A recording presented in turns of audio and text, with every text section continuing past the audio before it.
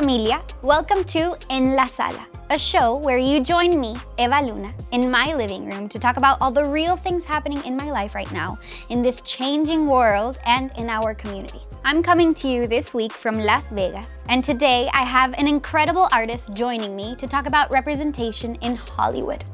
Leslie Grace, take a seat because we're about to spill the cafecito. It's very hard to process the magnitude of huge moments like this. It is such a privilege because there's so little opportunity for movies about our stories to make it. We do not see enough Afro-Latinos, Black Latinos in film. There's intersectionality within our community. These are, things we haven't even tapped into seeing on screen. Okay, let's get into it. The topic today is Latinx representation in Hollywood, because we know that it's harder to imagine ourselves achieving as a community if we don't see ourselves reflected in the media first. Without examples of what is possible and complex characters that we can look up to, it's almost impossible to imagine more for our lives, for our careers, and for our families. There is proof in how much the media can affect even the job opportunities we see for ourselves. The Associated Press did a study that showed more than 75% of forensic science students are women. This is believed to be a direct result of the CSI effect, an influx of women joining the field because of the influence of TV, documentaries, and crime series. I studied forensic science for about a semester because I loved Criminal Minds so much. This proves that what we see in the media really informs our views of ourselves. While we've seen a lot of growth in the last few years, there's still so much work we have to do to see change in representation in front of and behind the camera. And even the representation we do see doesn't always reflect the spectrum of beautiful people that make up the Latinx community. So often, the faces, names, and roles for Latinx people are reduced to a stereotype. We still don't get the amount of diverse roles as other cultures without a stereotypical spin on it. Another difficult fact is that anytime the community is handed an opportunity, it's not held to the same standard, financially or otherwise, because it's a Latinx project. And while we're grateful for any step forward, it's exhausting to feel like we're tiptoeing forward instead of making real strides for change. People might think we're ungrateful because we don't appreciate something small, but that's just because we know we deserve more. My hope is that by continuing these conversations about representation, we can come together to ask for that. Not out of a lack of gratitude, but out of an honest acknowledgement that we, as a community, deserve more. So let's talk about it. Familia, joining me now is the multi-talented singer, actress, star of In the Heights, and the new Batgirl, Leslie Grace. Leslie Grace, officially in La Sala conmigo. I'm so excited that you're here. Thank you so much for joining me in your busy schedule. Thank you for having me. And your time change. Yes, but I'm ecstatic. It's only 9 p.m. here, so I don't go to sleep till like 1 a.m. anyways. I'm nocturnal. Well, I mean, that girl, get it? Nocturnal. I'm so happy to be here, baby. Thank you so much for having me. Thank you. Tú en tu sala y yo en la mía. I want you to tell everyone where you're joining from. I just found out. I am in Glasgow. Well, that's not how you say it, apparently here. Glasgow, Scotland. And I'm shooting, we're about to start shooting in the next 2 weeks, Batgirl. So I'm training and getting my butt kicked, learning how to kick some butt. Congratulations, because this is huge. Like, huge. I don't know if, for me, when I'm living something that's like this insane, I usually realize it after I live it, and I look back and I'm like, oh my gosh, how are you living it? Like, do you realize how huge this is right now, or do you think you're gonna like realize it a little bit further on?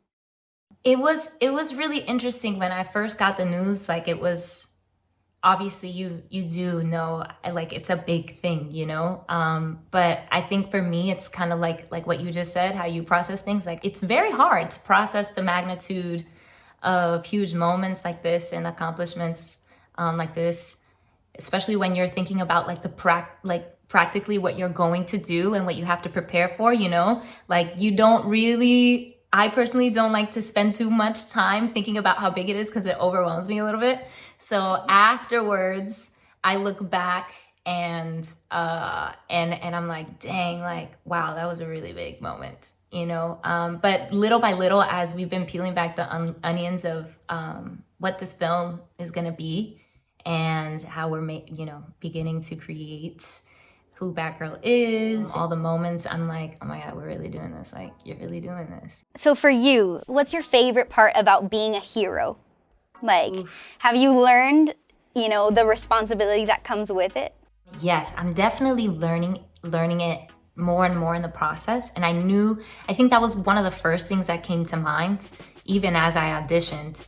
I was like, well, if this is like a possibility, like there's a possibility that I get this, like I'm also very aware of like, just the 1 in a million, type of thing this is for a person in my position to take on a role like this. So I was just like, that's gonna be a huge deal, like not only for me, but also just to see that representation.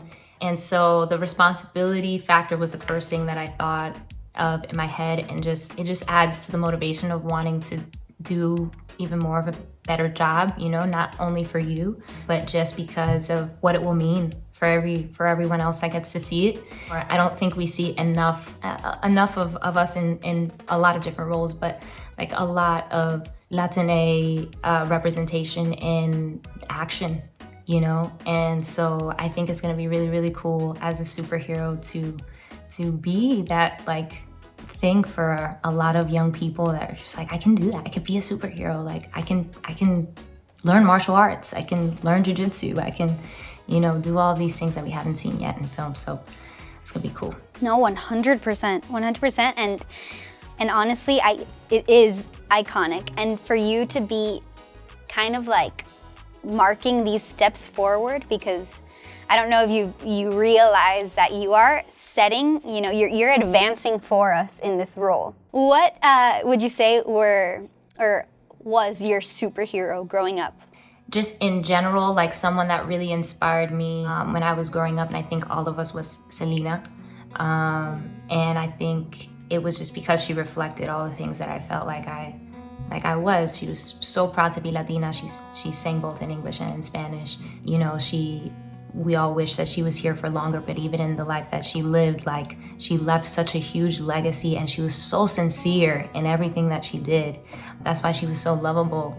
So I just loved everything, her style, her love for fashion, her dancing, and then in acting, I always grew up really admiring Zoe Saldana, because she was Dominican, Puerto Rican. She was playing a lot of these roles early on that, were like in the world of action, that were, dramatic, that were reflective of characters that she, could play, that she could really be in real life, but also weren't limiting her in any kind of way as an actress.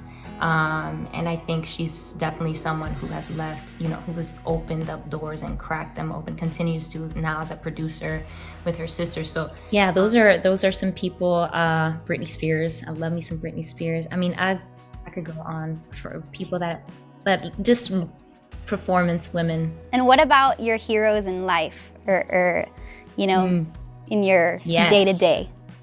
Yes, very similar, strong women. My mom. For sure. My mom is back here somewhere. She sends her love, by the way. She's with you? Yeah, she's with me. She's with me. She's gonna be here for another week. And I'm gonna miss her when she's gone.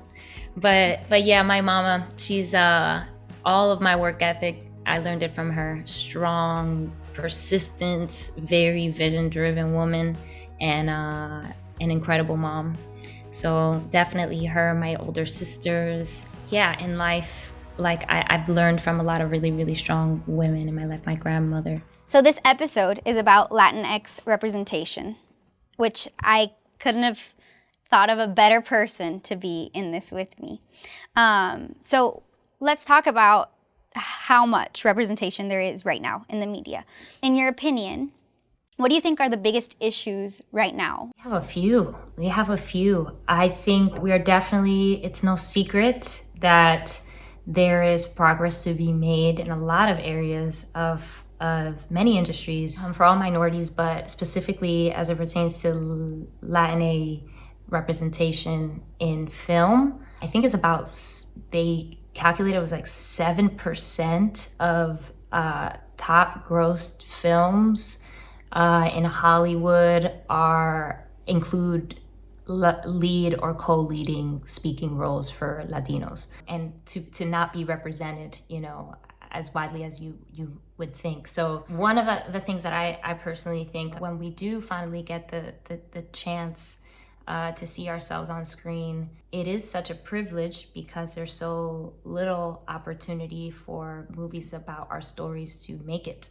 But then we also have the burden, because there's not enough of our stories in film. We hold the burden of having to represent as many people as we can in one frame.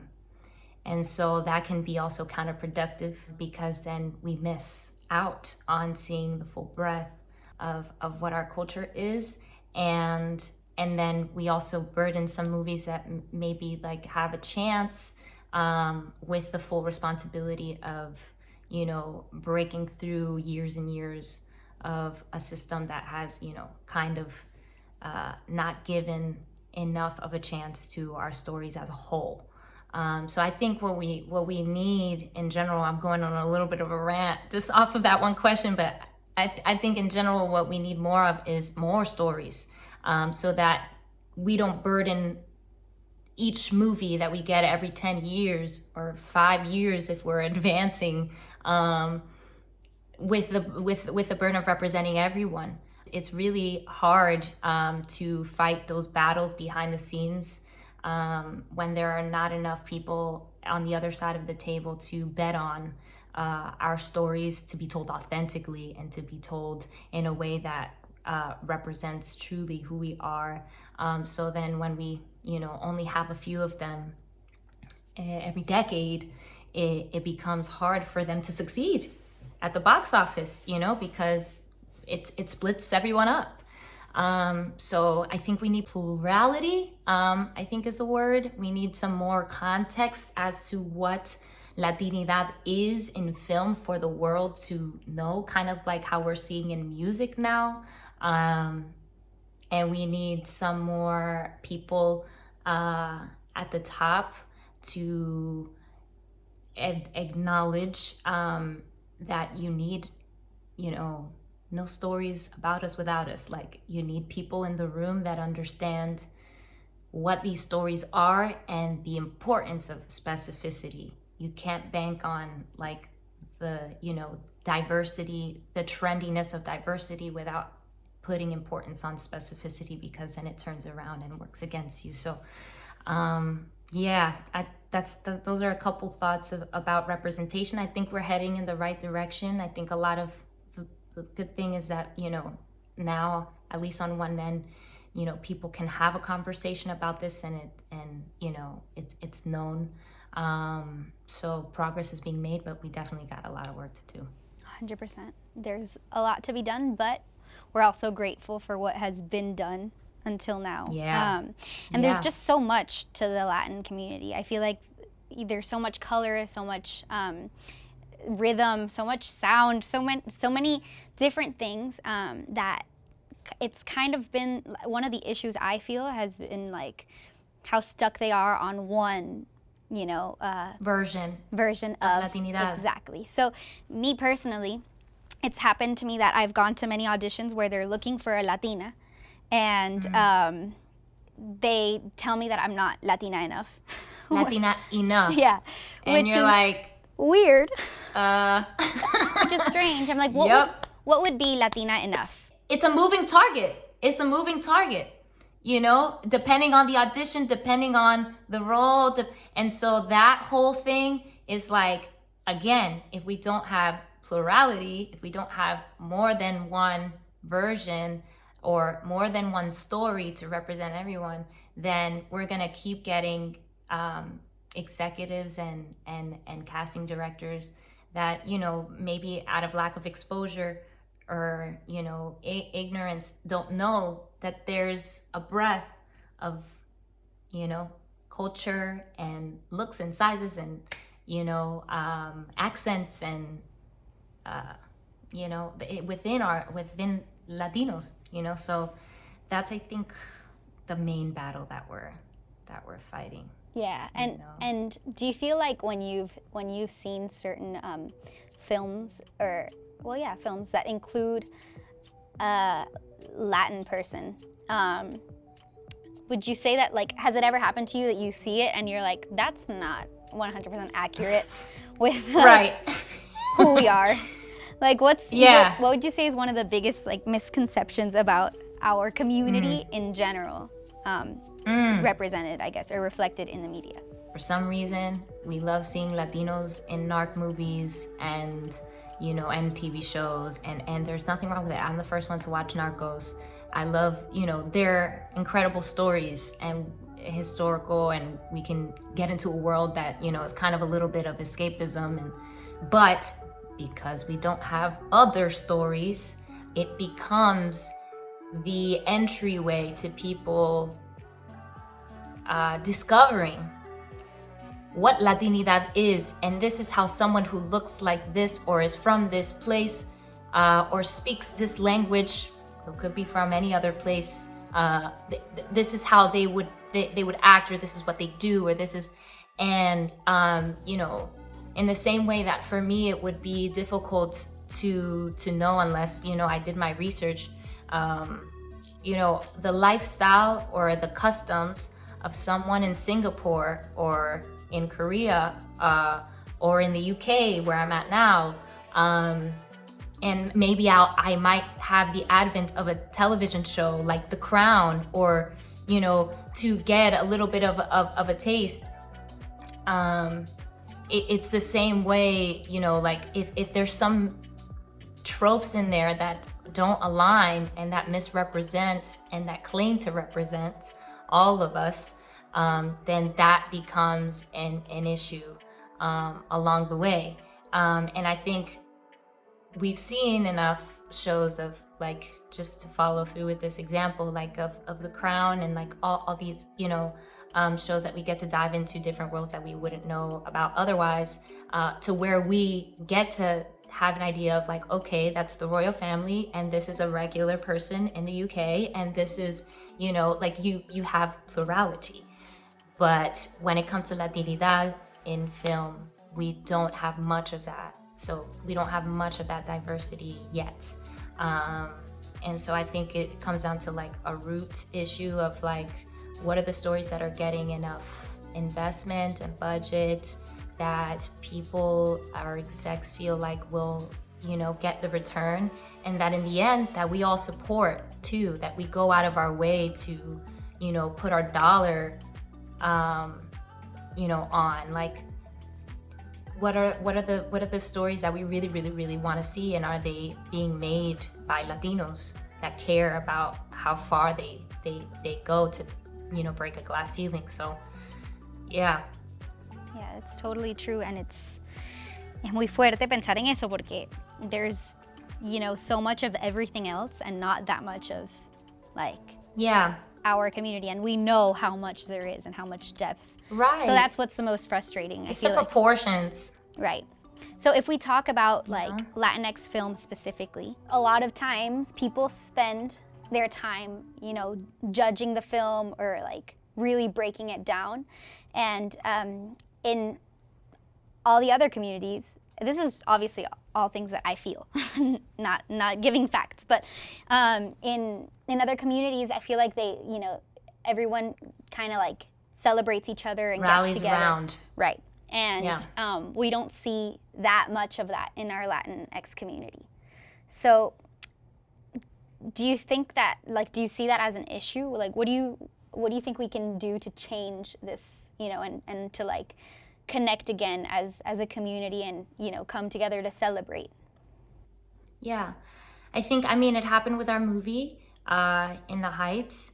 And, I understood, I think we all understood, even though all of our intentions were to best represent as many of the people that live in this neighborhood, Washington Heights, as we could, down to the specificity of what was on the table that we were eating, you know, and the opening sequence of seeing real life people that lived in the neighborhood play, you know, roles. And so I understood, though, that it's still not enough. And what I think it comes down to, it's a product of the same issue. What it comes, like what I was saying before, it's like we don't get enough stories, so then we burden whatever opportunity we get with, you know, with all of the responsibility, and it's still not, we're still not there. And so what I think is important for us as a community, as a Latin community, to acknowledge is that there's still a lot of breakthroughs that we have yet to see within film. And there's still a lot of room for ownership as well, on our end, of people who are willing to take the risk to make something that is contributing to the progress that we want to see for our community in film, and also willing to take the risk to have stones thrown. You know, not everyone is always willing and able to take on that responsibility of saying, the path is worth paving, even if someone picks up a brick and throws it back in my direction. I know it's advancing. Personally, I always say, if it weren't for John, and if it weren't for Lynn and Kiara, for taking a risk and making sure that this movie was made, and Warner Brothers as well, in the Heights, I mean, I wouldn't be playing Batgirl today. I would not, you know? I can acknowledge that. I can acknowledge that there's still a lot of work to be done in representation. I can acknowledge definitely that we do not see enough Afro-Latinos, Black Latinos in film. And we need to, we don't see enough Latinos generally. So we have a lot of things to break down, and also a lot of things to break down in terms of bias within our own community and what our own community will support. And so these are all conversations we haven't even touched. And I think that's why we can't, you know, unite yet and get there. So bringing them up is important. But I think we can bring them up while also supporting and building on the opportunities that we do have at the present moment. I think that we still, again, I agree, we still have a long way to go, but I think the path to where we all want to get to, where we're all seen and heard and our stories are validated and we're all represented in film, is building off of the opportunities that we have, and trying to get some ownership while we do it, so that way we can start to tell our own stories. Wow, it's so true, and I think it's crazy to like hear it directly from you and something that you experienced, because also it's so true that, you know, our own community kind of like loves to tear it apart in a way because they're not fully content. But then again, there is this movie that is representing in some way the culture, you know? So it is great, and I do think that we all have to be extremely grateful for all the like steps forward, regardless of, you know, big or small. But then also, I feel like it's a process that we really all have to learn together, because since we are a community, it's like we're tearing ourselves down in a way. And we gotta stick together to, you know, really see the change. And I do think that you doing In the Heights definitely put you also, or like was a step forward for you to be in this position now and keep, you know, paving the way and making these steps forward for our community. So it's awesome that you were able to be a part of that. I'm sure you also really enjoyed it, because you know, it's very you. You got to live many sides of you, and I think that that's beautiful. And I love that, you know, you do appreciate it, even if it had some conflict after. You appreciate that it's also been a step forward to where you are now. That's awesome. Yeah, I really do. I also add to that, to your point, you know, when you think of West Side Story, right? And you think of how much of a breakthrough that was for someone like Rita Moreno, and in its day, right? You got to think of the context. So, like, obviously, we all know, you know, the makeup and even the framing of the story itself is not as progressive as we would have liked to be seen, or we would like to be seen, but that doesn't take away from how much of a breakthrough it was for Rita, and for us to have someone, represent Latino talent. So it might not be the end all be all, but if we don't start somewhere, do you get what I'm saying? We won't be able to continue to advance and see what else branches off from those opportunities. And so what I do agree with in terms of like some of the complaints is that there is, you have to like manage the favoritism and the bias within, who are the people that get those very privileged opportunities. I can still acknowledge that I'm very privileged to be in the position that I'm in currently, though I've worked very hard, though I know that it's definitely a privileged place to be in, and that comes with responsibility. So those are the conversations we can have, but I don't think that we should tear down, what we've been able to accomplish just for. We should build off of it. So yeah, we can agree there, sis. 100%. We got a lot of work to do, but the road is worth paving. Yes. Yeah. There's a lot of work to do, but I feel like each time we're advancing more and more. And yeah, it's crazy to me how like in our cultures, family is so important that it's crazy that, we don't see everyone else as a family to be able to like move forward in that. But I know we're improving and it's getting better and better. Yes. And our community is so diverse and complex, and it's like we're all lumped together. How would you define Latinx, and how do you identify as a Latina? Yeah. Ooh. I would define Latinx, Latinidad as, you know what? The things that I love most about our culture is that we are so welcoming, and we do see, like what you just said, we are anybody, at least in my family, my mom loves to like invite anybody who doesn't have a place to go, family friend or friend of a friend that doesn't have a place to go and eat, or doesn't have family members nearby. They all come to our house, and it's like a big thing, and no matter where you're from, like they're welcomed, and I think that's something that we have to work on within our own community. I really, really do believe that, and I think the best of us is represented when we demonstrate our unity, like you just said. I would say lively. I would say Latinos are more than a chip dip salsa. Like a lot of people think that like you say Latinos and a lot of people think spicy salsa, and you're just like, all right, I'm a person, So we have a lot of things that, we have a lot of depth. We have many more stories to tell. There's intersectionality within our community. These are, things we haven't even tapped into seeing on screen. We see it a little bit more on television, but not that much in film because of the risks, again. So the more that we can cherish our differences on film and in real life, the more that we start to acknowledge and celebrate what we do have in common, when we do unite. So. Totalmente, es así, y me encanta escuchar todo esto. I seriously get so this is such get a so great excited. Combo.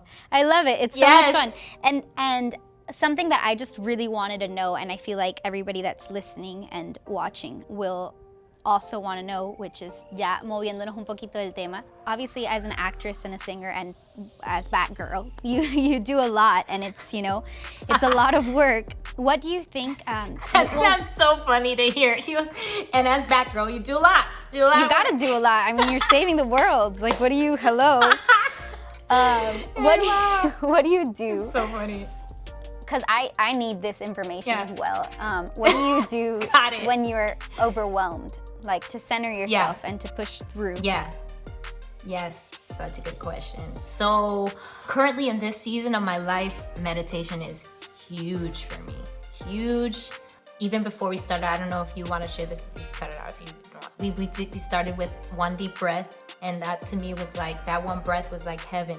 Breathing is everything. Breath exercises are amazing for me. I don't really share. I'm not a big oversharer, but I have shared recently a lot of my like self-growth like journey and mental health journey. And for me, therapy has been huge. Just in like assessing those things that, one, having a space for you to just process, right? Because you it's not, you can't process everywhere of your life, especially in what we do. You have to be on so much of the time, and you have so much information coming at you from so many different directions. You may be in different places. If you're a highly sensitive person, you pick up a lot from other people, and there are very few spaces for you to process. Most of the time you spend just trying to get some rest to get to the next day. So being able to mark off like an hour, 90 minutes, every week or every 2 weeks for me is huge, to just process with my therapist and like see my progress. And just prayer. Like for me, meditation and prayer are like combined, and it just brings me peace. Like at any moment that I'm like getting overwhelmed, I just have a conversation throughout the day, with myself, with God, and just take some breaths. Those are my places to go for me. I love that. That's beautiful, and I love that each time we're all getting more and more comfortable with sharing, that therapy is normal. Therapy should be normal and encouraged. And I love that we've been able to use this platform also for that, and kind of like speaking so much about how, mental health is so important and self-care is so important.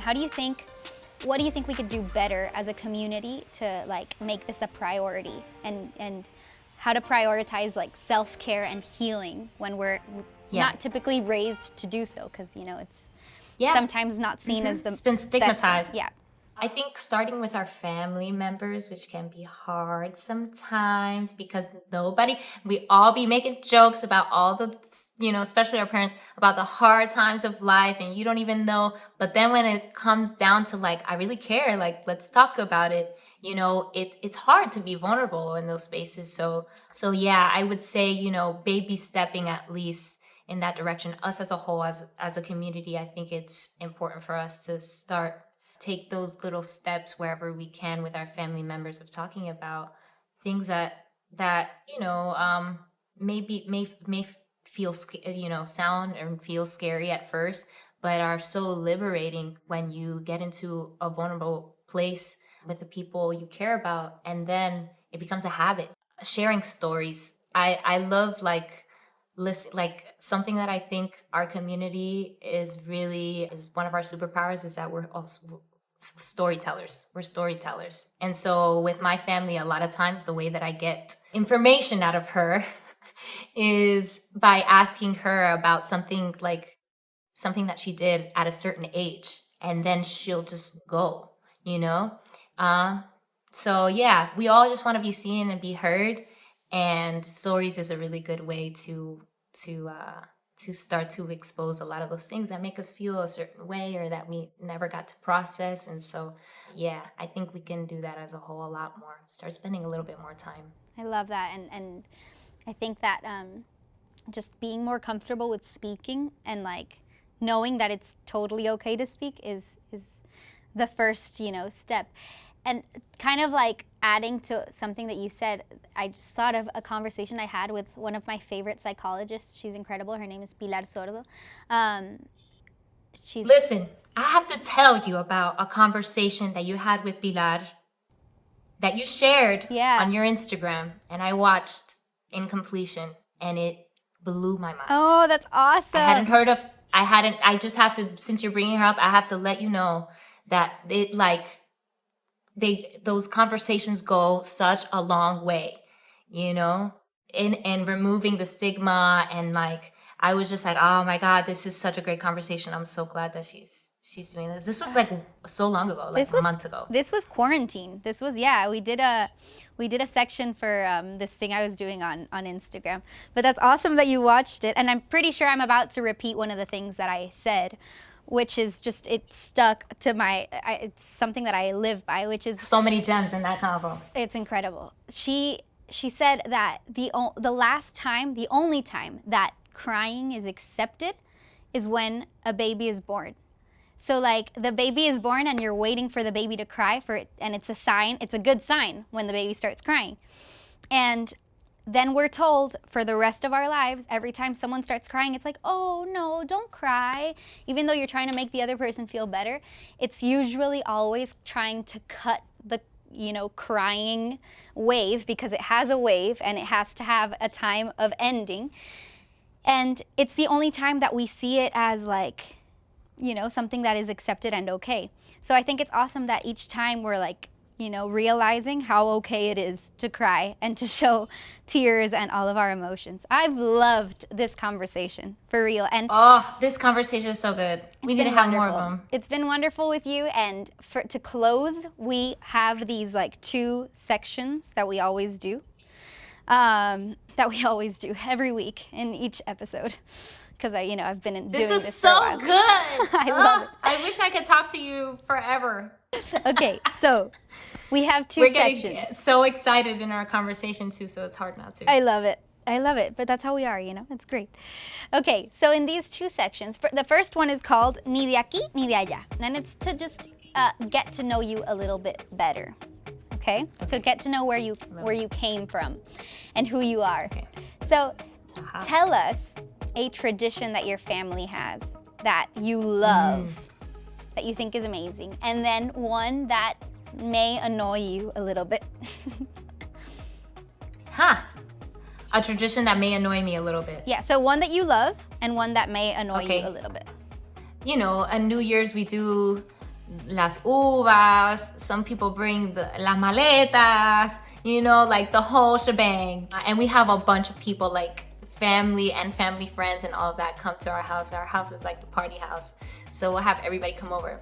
But one of the ones that's not as, over the years, I'm sure I enjoyed it when I was a kid more, but over the years it's gotten more and more extravagant. And if my mom was awake right now, she would be laughing, she would be yelling at me, is poner el arbolito el día antes. Let me see. No, even before Halloween, I think.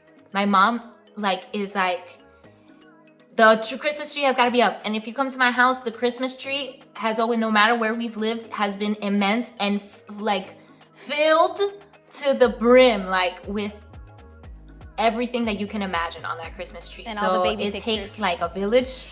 Yeah, all the baby pictures. And it takes a whole, every year it's a new theme.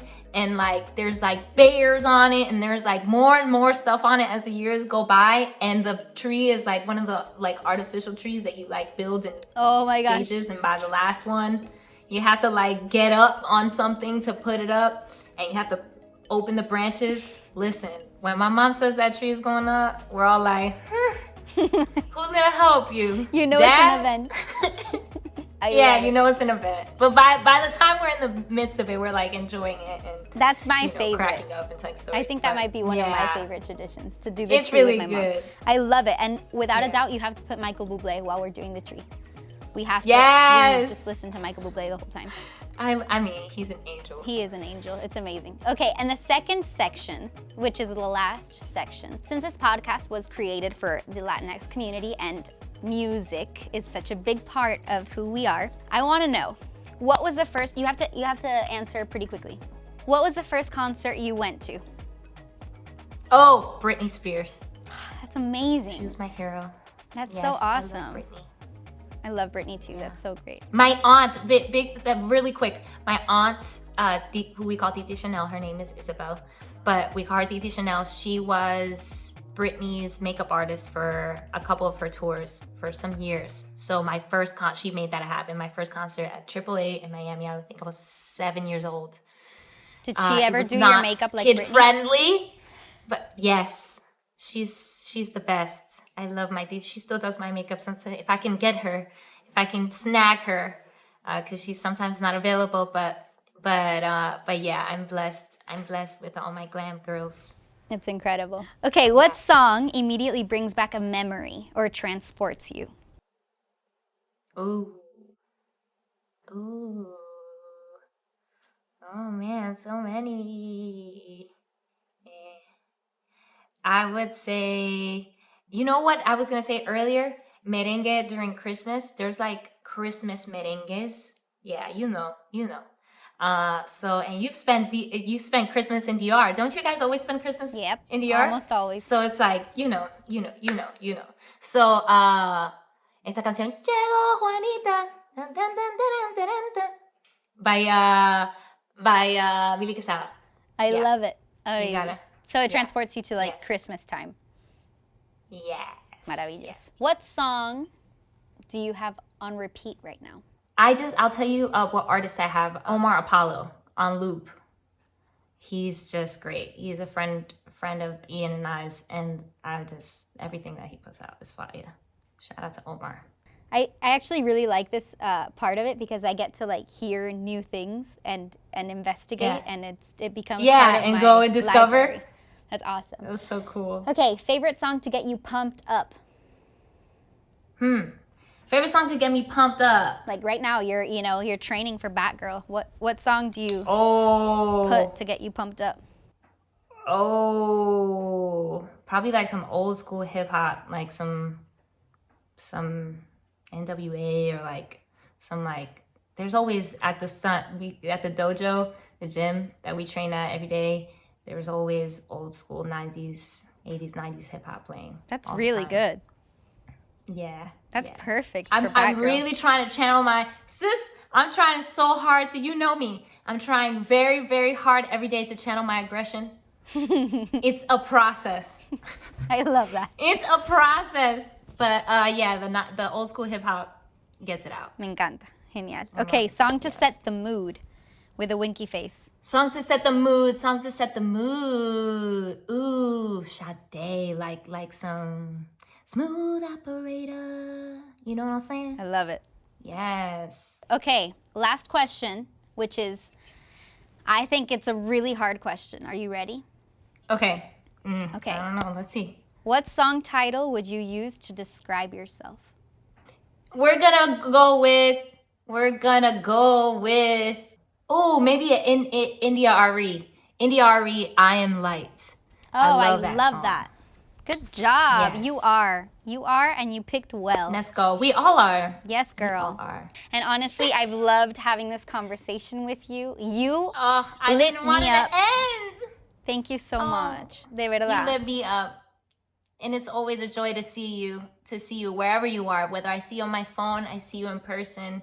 You are light. You know this already. You bring joy to everyone that you cross. So thank you so much for inviting me. This was amazing. I'm so happy we got to do this. Me too. Thank you so much for making the time. I know this episode's going to be amazing and it's going to help out so many people. Well, goodbye. Got it. Yeah, we're going to stay on. Well, goodbye. I love This you. was so fun. I love you. Thank you you. so much, babe. De verdad, mil you. gracias. This was a blast. You are incredible and I can't wait to see And you. what a great conversation. What an informative, just lush convo. You This were is so awesome. the perfect person to have on for this episode, so thank you so much. Thank Can't wait you. to see you as Batgirl. Can't wait to see you too. Ooh, I'm so excited. Thank Te you, quiero baby. mucho, Yes. de verdad. Gracias. I love you. Thank you, babe. A huge thank you to Leslie Grace for joining me in the hot seat today. And thank you for tuning in and joining me aquí en La Sala. This season, step into my living room to talk about all the real things happening in my life. Estoy muy emocionado porque tengo una amiga con la que estoy teniendo un hijo que se llama Evaluna. All of us at some point in our life, have to overcome adversity and very hard obstacles. You don't have to die to end your pain. That really has become a mantra. I'll be joined by family, friends, and people who stand to make a change at a time where action is needed. But don't worry, if we're gonna get deep, we're still gonna bring the chisme. No, evidentemente a alguien se la escribí, pero nombres no. 5 tips para una relación sana. Get ready, because we're about to spill the cafecito. I'm Evaluna, and you can find me at Evaluna on all platforms. Listen to this show every Wednesday, and make sure to follow En La Sala on Amazon Music to get early access to episodes. Besitos.